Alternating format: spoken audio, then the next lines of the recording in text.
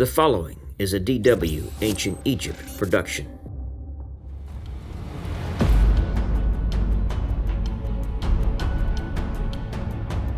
Often referred to as the Libyan Dynasty, Manetho lists the kings as all being from Bubastis in the eastern delta. Sheshonq I would inaugurate a series of kings who would rule Egypt for the next 200 years.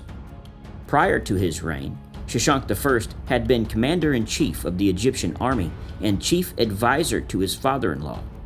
His rise to power was not wholly unexpected. During this time, Libyan mercenaries were used in Egypt as a police force. Sheshonq himself was most likely the descendant of captives that Ramses III had brought back to Egypt. They had reached the bank of the great river from one end to the other. They had taken possession of the cities in that region, but I destroyed them. I massacred all of them together. I forced them to go back across the frontiers of Egypt. I brought back the rest of some, great booty, spurring them on, gathering them like fowl before my horses. Their women and children by the thousand, their cattle by the millions. I enlisted their princes in my fortresses. I gave them chief archers and tribal chiefs.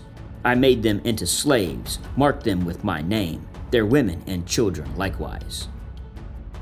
The Libyan mercenaries gradually integrated into Egyptian society.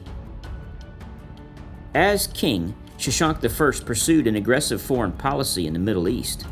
Known as Sheshonq of the Bible, Sheshonq I defeated Judah in a highly successful campaign. According to biblical accounts, this began when Solomon's son Jeroboam fled from him and stayed with Sheshonq I until Solomon died. Following the death of Solomon in 930 BC, the kingdom of Israel split and became greatly weakened. Sheshonq I invaded Judah, mostly the area of Benjamin, during the 5th year of the reign of Rehoboam, taking with him most of the treasures of the temple built by Solomon. Egyptologist Kenneth Kitchen proposes that Sheshonq I's successor, Asurkhan I, lavished 383 tons of gold and silver on Egyptian temples during the first 4 years of his reign and correlate it directly to this looting. Following his Judean victory, Sheshonq I then marched to Megiddo, the scene of Thutmose III's victory 500 years before, where he erected a victory stele in the manner of his predecessors. He returned to Egypt and constructed a new court before the second pylon at Karnak, while documenting the campaign on its south outer wall. Soon after the triumphant Palestinian campaigns, Sheshonq I died and was succeeded by his son, Asurkhan I. He married Ma'at-Kare, Susani II's daughter, thus forging another dynastic marriage line. He continued to provide strong patronage for the various leading priesthoods, thereby consolidating his position as well as maintaining a continuous building program, especially at his native city of Bubastis. Asurkhan I's reign from 922 to 887 BC is known for many temple building projects and was a long and prosperous period of Egypt's history. His reign was peaceful and uneventful.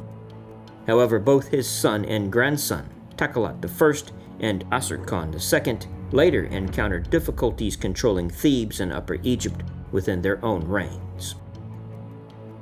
Asurkhan I was succeeded by Sheshonq II, who was the only ruler of the dynasty whose tomb was not plundered by tomb robbers. His burial was discovered within an antechamber of Susani I's tomb at Tanis by Pierre Montet in 1939. Montet removed the coffin lid of Sheshonq II on March 20, 1939, in the presence of King Farouk of Egypt himself. It proved to contain many jewel-encrusted bracelets and pectorals, along with a beautiful hawk-headed silver coffin and a gold funerary mask.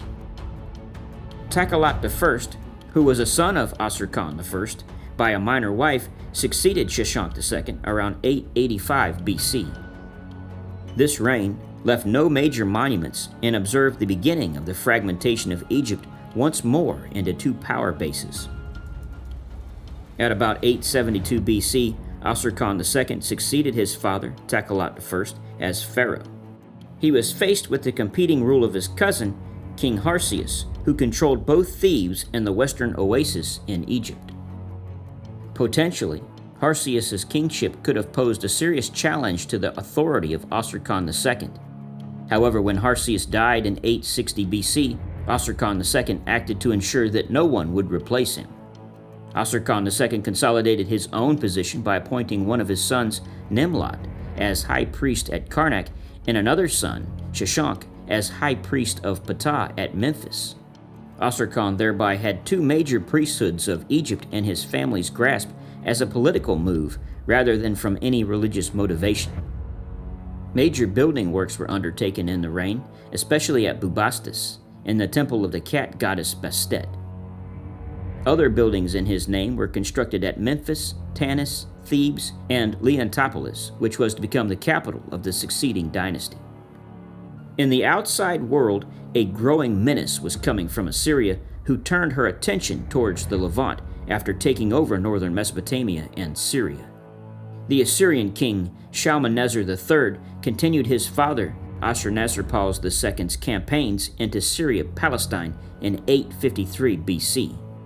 Egypt was forced to confront the threat by aligning with Israel and neighboring kingdoms, and together they halted the Assyrian advance at the Battle of Karkar on the Orontes. The exact details about this battle are unknown, and no information is available on the number of Egyptian forces involved. In 837 BC, Osirkon II was succeeded by Sheshonq III. He was not a son of Osirkon II, but instead a grandson through his dead father, Prince Takalot. As he was only a grandson, his cousin Takalot II contested his succession, and Egypt became divided with Takalot II ruling from Thebes as the new 23rd dynasty, and Sheshonq continuing his rule of the 22nd dynasty from Tanis. The Theban high priest Osirkon, the future Osirkon III of the 23rd dynasty, did date his activities at Thebes and Upper Egypt to Sheshonq III's reign, but this was solely for administrative reasons. Sheshonq III outlived his first 5 sons and was thus succeeded by his 6th son, Sheshonq IV, who later died childless. Nothing is known of his reign. He was succeeded by Sheshonq III's 7th son, Pami. He ruled from 785 to 778 BC, but nothing noteworthy is known. Pami was succeeded by Sheshonq V. Despite having enjoyed one of the longest reigns of the entire dynasty, 38 years, and having left a fair amount of inscriptions, little is known about Sheshonq V's life. His realm underwent an unstoppable shrinking due to the progressive increase of independence of various tribal chiefs, princes, and concurrent kings. Sheshonq V died probably in 740 BC. Besides his father Pami, his family relationships are not entirely clear, but it is often assumed that his successor was Osirkon IV, who also may have been his son. Traditionally, Osirkon IV was considered the last king of the 22nd dynasty.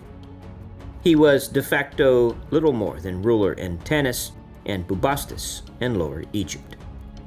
Osirkon IV ruled during one of the most chaotic and politically fragmented periods of ancient Egypt, in which the Nile Delta was dotted with small Libyan kingdoms and principalities and Meshwesh dominions.